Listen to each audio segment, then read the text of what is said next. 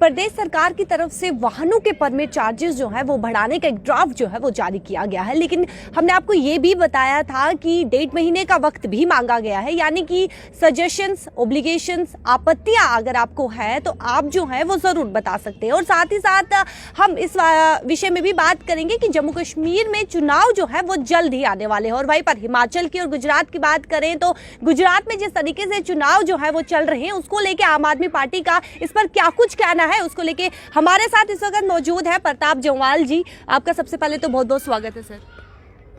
बहुत बहुत शुक्रिया आपका। आपने गुजरात की बात की तो गुजरात में आम आदमी पार्टी सरकार बनाने जा रही है, जिस स्पष्ट है। तो भारतीय जनता पार्टी इस बार दिखेगी नहीं। भारतीय जनता पार्टी गुजरात में ऐसी जगह पे खड़ी है, तो शायद चुनाव के बाद भारतीय जनता पार्टी को ये मुझे लगता है एक बैठक करनी पड़ेगी कि पूरे देश से अब हम किस तरह से साफ होते जा रहे हैं। इस पे उनको मुझे लगता है गंभीर विषय है उनके लिए, इस पे चर्चा करना आज से शुरू करें, क्योंकि गुजरात से भारतीय जनता पार्टी इस बार साफ है, क्योंकि वहाँ केजरीवाल और आप है। यानी कि अब आम आदमी पार्टी का सत्ता जो है वो गुजरात में चलने वाला है।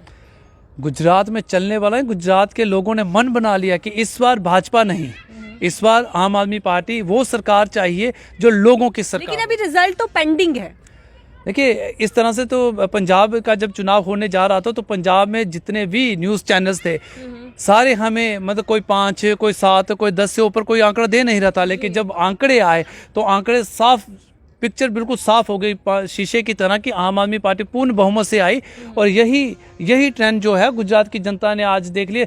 अब कुछ ऐसे लोग हैं जो आज भी भारतीय जनता पार्टी का दिखा रहे हैं कि आंकड़े इस तरह से हैं, एग्जिट पोल इस तरह से कह रहे हैं, लेकिन सच्चाई से मुंह नहीं मोड़ा जाता ना। आज मोदी साहब जहां पर अलग अलग पीछे आपने देखा कि पूरे देश की चिंता उन्होंने छोड़कर सिर्फ गुजरात की चिंता थी, वहीं पे जाके आरतियां, वहीं पे ढोल नगाड़े सब वहीं पे थे, वहीं पे होम मिनिस्टर भी वहीं पे डेरा डाले बैठे थे। क्यों? क्योंकि उनका पता चल गया कि इस बार आम आदमी पार्टी ने उनकी जो जमीन थी वो खसका दी है। बड़ी देर के बाद गुजरात की जनता को एक राहत मिलने वाली है। गुजरात की जनता एक बहुत बड़े दबाव से बाहर आने वाली है और बहुत बड़ा उनका जो वनवास था वो खत्म होने वाला है। वो वनवास इस बार आम आदमी पार्टी ही उनका खत्म करेगी। यानी कि आप पूरे यकीन से कह सकते हैं कि आप गुजरात में सत्ता जो है वो आम आदमी पार्टी की ही होगी। देखिए, गुजरात के जो इनके मुख्यमंत्री हैं, जहाँ उप मुख्यमंत्री, जहाँ इनके जो गुजरात के मंत्री हैं, गुजरात राज्य में जो मंत्री हैं इनके, वो अगर अपनी सीटें बचा लें तो मुझे लगता है वो भी बहुत बड़ी बात होगी।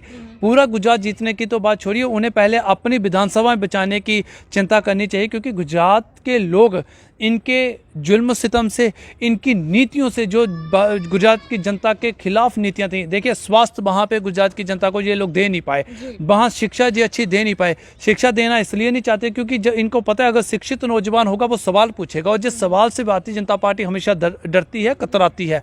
तो शिक्षा ये नहीं दे पाए, स्वास्थ्य ये नहीं दे पाए, महिलाओं को सुरक्षा ये प्रदान नहीं कर पाए, एक सशक्त समाज ये दे नहीं पाए, तो गुजरात आम आदमी पार्टी करेगा। देखिए, दिल्ली के अंदर बिल्कुल साफ है। दिल्ली के अंदर तो हमने बिल्कुल शीशे की तरह है। आप देख सकते हैं कि वहाँ पे किस तरह डेवलपमेंट हुई, किस तरह से आज दिल्ली एक प्रगति की तरफ जा रहा है। और पंजाब में हमने किस तरह से डेली वेजेस को लेकर, ओल्ड पेंशन स्कीम को लेकर, माइनिंग का जो घोटाला था उसको लेकर आज किस तरह से एक नया इतिहास पंजाब के अंदर रचा। गुजरात के अंदर भी एक वही इतिहास सरकार, आम आदमी पार्टी की सरकार वहाँ रचेगी, क्योंकि वहाँ सरकार हमारी बनना लगभग तय है और अपने बलबूते पे, अपने बहुमत से आम आदमी पार्टी वहाँ सरकार बनाएगी। हिमाचल का क्या कहेंगे, क्योंकि हिमाचल में पोलिंग जो है वो कल से शुरू होने वाली है, तो क्या लगता है वहाँ पर किसका सत्ता जो है वो आने वाला है? देखिए, हिमाचल के अंदर आप देखिए, हिमाचल के अंदर की आम आदमी पार्टी की एक लहर है।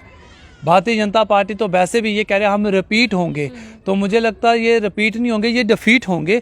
तो शायद गलती से अब लोगों के सामने इनको शर्म आ रही है कि डिफीट ना बोलें, ये रिपीट बोले जा रहे हैं। लेकिन भारतीय जनता पार्टी हिमाचल में भी डिफीट है और वो कहीं दिखने वाली नहीं है, बल्कि यानी कि हिमाचल में भी आम आदमी पार्टी ही। जम्मू कश्मीर के अंदर भी आम आदमी पार्टी की सरकार होगी। जनाब, जम्मू कश्मीर में चुनाव करवाने से आज सरकार कतरा क्यों रही है? आज जम्मू कश्मीर के अंदर क्यों ये बार बार एक कोई नया ढोंग रच देते हैं?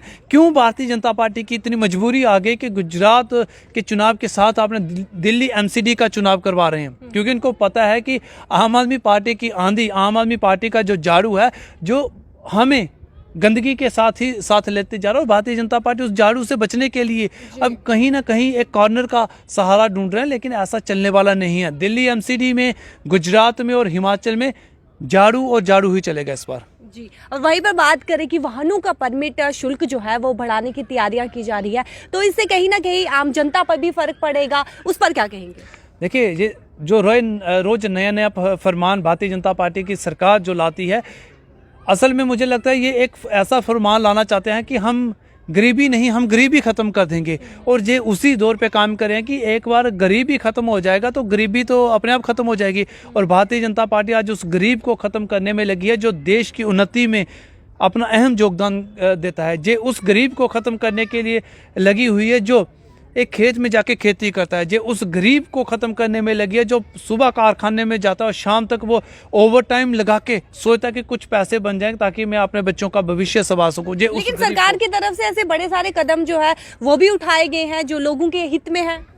देखिए, हाँ बिल्कुल हित में उनके सरकार के कदम उठाए गए। पहले आप किसान को 2-2 हज़ार रुपया देते थे, सम्मान राशि, किसान सम्मान राशि देते थे आप, 2-2 हज़ार रुपया देते थे। मतलब आपने टोटल साल में 6,000 रुपया देते थे। मोदी साहब ने कहा हम किसानों को डूबने नहीं देंगे, मरने नहीं देंगे, हम किसान की अर्थव्यवस्था को मजबूत करेंगे। आज आपने कहा कि उस किसान को 2-2 हज़ार रुपया देना आपने बंद कर दिया। अगर यूं कहिए, हमारे हिंदुस्तान में एक परंपरा है मैडम जी, जब किसी परिवार का मुखिया जीवित होना, किसी परिवार का बाप जीवित होना, वो अपने सामने बंटवारा नहीं करता, वो बेटे बंटवारा नहीं करते। लेकिन ये वो भारतीय जनता पार्टी ये कहती है कि बेटे के हक में कितनी ज़मीन है पहले लिखवा के ला, दूसरे बेटे के हक में कितनी है वो लिखवा के हम तब तुझे ये पैसा देंगे। मतलब ये जैसे हिंदू मुसलमान को बांट रहे थे, आज इन्होंने किसानों को भी बांटना शुरू कर दिया। आपने वृद्ध पेंशन जो देना शुरू किया था, आज आप कहते हैं कि नहीं वो बीपीएल वाले को मिलनी चाहिए। आज आपने राशन डीलर में आपने आटा चावल ये सब देना बंद कर दिया। आप कहते हैं वो बीपीएल वो होना चाहिए जिसको बेचारे, मतलब मैं कह रहा हूँ जिस बीपीएल जो कैटेगरी आप बना रहे हैं, तो शायद मुझे लगता है वो देश के अंदर सारे लोग जो 125 करोड़ भारतीय आप उसी कैटेगरी में लाएंगे, सब बीपीएल बन जाएंगे। क्योंकि आज आपने जीएसटी लाया, आपने कहा यहाँ पे टैक्स की जो एक व्यवस्था है वो बिल्कुल पारदर्शिता हो जाएगी, लेकिन छोटा कारखाने खत्म हो गए। आपने कहा नोटबंदी की, काला धन बाहर आ जाएगा, लेकिन हुआ क्या, जो हमारे पहाड़ी क्षेत्रों में जहाँ गाँव के क्षेत्रों में जो गरीब लोग थे जिन्होंने बड़ी मुश्किल से पाई जोड़ के पैसा इकट्ठा किया था, आपने वो बाहर निकाल दिया, जहाँ से बैंक भी कम से कम 10-10 किलोमीटर दूर है। आपने कहा काला धन तो आपका आए नहीं, आपके मित्र तो विदेशों में बैठे रहे, लेकिन उन गरीबों को आपने लताड़ दिया। आपने किसान कानून लाया, आपने कहा एमएसपी तय होगी, आज कहाँ है एमएसपी, कीजिए न तय। लेकिन सरकार किसानों के साथ खड़ी नहीं है। आज इफ्को की खाद नहीं मिल रही, दूर क्या जाना, जम्मू जिले के छंबखोड़ जो विधानसभा, वहाँ किसान इफ्को की खाद मांग रहा है, आप वो नहीं दे पा रहे। तो आप कहते हैं हम देश का विकास करें, विकास नहीं देश का विनाश करें। और भारतीय जनता पार्टी के रहते हुए मुझे लगता है ये देश कभी भी तरक्की नहीं कर सकता और ना करने वाला है। क्योंकि जिस दिन से मोदी साहब, किसकी पार्टी आएगी जो जिसके चलते देश जो है वो तरक्की करेगा? किसकी पार्टी नहीं आएगी, आपकी पार्टी आएगी, आम आदमी की। आम आदमी पार्टी आएगी तो देश जो है वो तरक्की करेगा। देखिए, आम आदमी पार्टी पूरी दुनिया में सबसे तेजी से ग्रो होने वाली पॉलिटिकल पार्टी है। लोगों का विश्वास क्यों है? क्योंकि जहाँ पे एक चुनाव का टिकट देने के लिए भी आम जनता की राय ली जाती है। यहाँ पे मंत्रियों, मुझे लगता है बड़े अधिकारियों के आपको घर के चक्कर नहीं काटने पड़ते। जहाँ पे सर्वे प्रोसेस है, जनता से पूछा जाता है कौन सा ऐसा नुमाइंदा है जो आपके बीच रहता है जी। और सबसे पहले जहाँ करप्शन के चार्जेस को लेकर, चरित्र को लेकर आम आदमी पार्टी कभी भी ऐसे लोगों को, करप्शन को लेके क्या कहेंगे? क्योंकि एसआई मामले में ऐसे बहुत सारे नाम जो है वो सामने आए हैं, और पैसों की बात करें तो लाखों के हिसाब से पैसे जो है वो सामने आए हैं, तो करप्शन को लेके क्या कहेंगे? देखिए, जो आरोप भारतीय जनता पार्टी लगा रही है, मुझे बताइए, मनीष सिसोदिया पे आपने आरोप लगाया, आप सिद्ध नहीं कर पाए। आपने सत्येंद्र जैन जी पे लगाया, लेकिन आप सिद्ध नहीं कर पा रहे। मतलब कोई एक ऐसा आरोप तो बता दीजिए जो भारतीय जनता पार्टी के लोग सिद्ध तो कर पाए। ईडी आपके पास, सीबीआई आपके पास, आप उसका दुरुपयोग करते जाते हैं, लेकिन आरोपों को सिद्ध भी तो करना है, लेकिन आप सिद्ध नहीं कर पाते। लेकिन हम जो आरोप लगाते हैं वो सिद्ध करके देते हैं। हम बताते हैं कि आपने घोटाला कहाँ पे किया हुआ है। जिस फ्रॉड की आप बात कर रहे हैं, उस फ्रॉड ने अमित शाह के नाम पे जो करोड़ों रुपया लिया, उसका हिसाब भारतीय जनता पार्टी दे ना कि वो कहाँ गया। आप कहते हैं नहीं जी जेल में था, जेल मंत्री से मिलके ऐसा हुआ। जो अमित शाह जी के नाम पे पैसा ऐंठा गया, अब उसका हिसाब दीजिए। वहाँ भारतीय जनता पार्टी कहती नहीं जी ये तो ठग है। देखिए ये ठग नहीं है, ये भारतीय जनता पार्टी का एजेंट है जिसको आप इस्तेमाल करें। पहले आपको उसका हिसाब देना चाहिए जो अमित शाह जी के नाम पे पैसा लिया गया। क्या वो भारतीय जनता पार्टी के कार्यालय में पैसा गया? जब वो भारतीय जनता पार्टी के चुनावों में पैसे का इस्तेमाल किया गया? भारतीय जनता पार्टी अपने एजेंट को इस तरह से लगाती है कि लोगों को, और कुछ मोदी मीडिया जो है मुझे लगता है उनको उपयोग करके छवि को धूमिल करने का प्रयास आम आदमी पार्टी के लिए किया जा रहा है। लेकिन लोग सच्चाई जानते हैं, लोगों को स्वास्थ्य, शिक्षा, लोगों को महिला सशक्तिकरण, लोगों को रोजगार चाहिए। लोग इन हिंदू मुसलमान जो झूठी राजनीति में फंसे। क्या लगता है आपको कि जो इसके पीछे की बड़ी मछली है, क्या वो पकड़ में आएगी? देखिए ये मछली नहीं है बल्कि ये मगरमच्छ है जो पूरे देश को आस्ता आस्ता निगलने का काम कर रहा है। लेकिन इस मगरमच्छ के अब आंसू ही रह जाएंगे कि इन मगरमच्छों को अब देश की जनता ने पहचान लिया। आप देखिए आज किस तरह से देश में एक आहट चल पड़ी है। आम आदमी पार्टी का झाड़ू चलना शुरू हो गया जो गंदगी को लगभग साफ करते जा रहा है। दिल्ली से साफ हुआ, पंजाब से साफ हुआ, गोवा के चुनाव हुए, आम आदमी पार्टी की दस्तक वहाँ पे भी है। आज आम आदमी पार्टी के वहाँ विधायक हैं। आप महाराष्ट्र के सिरमौली में देखिए आम आदमी पार्टी का वहाँ एक मेयर बैठा हुआ है।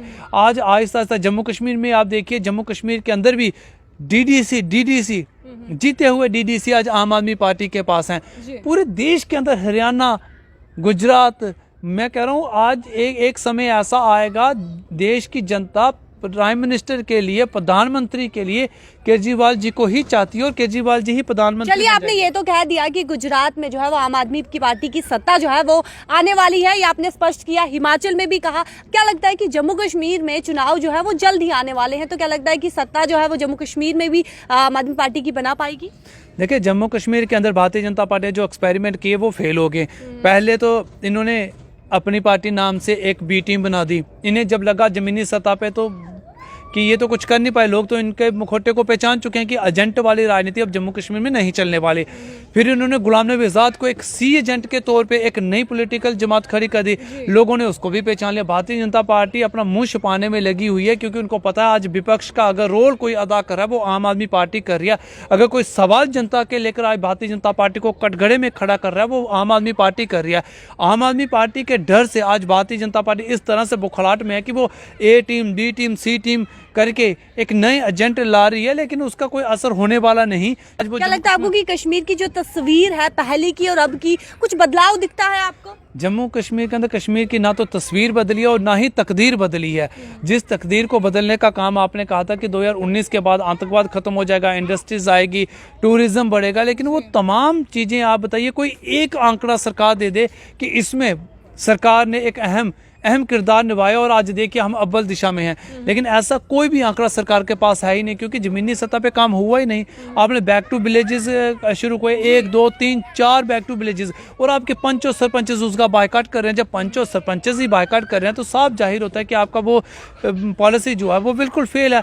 और जहाँ पूर्व जो गवर्नर रहे हैं उन्होंने पूरी पिक्चर्स क्लियर कर दी थी कि ये कौन सड़े हुए आलू क्या कर रहे हैं, तो वही सड़े हुए आलूओं को, उनके एजेंटों को जहां लाके आज देश पूरे तरीके से मोदी साहब अंडानी और अंबानी का बनाना चाहते हैं। और मुझे लगता है जम्मू कश्मीर को भी इन्होंने बेचने में कोई कसर नहीं छोड़ी। जम्मू कश्मीर अपने आप में धरती का एक स्वर्ग है और जम्मू जो खिता है वो मंदिरों का शहर है।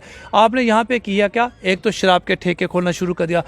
2,000 करोड़ का जो नुकसान जम्मू कश्मीर को इनकी एक्साइज पॉलिसी से हुआ, मुझे बताइए उसका हिसाब कौन देगा? और कल ही मैं देख रहा था कि एक बीपीएल वाला भी वाइन शॉप ले रहा है।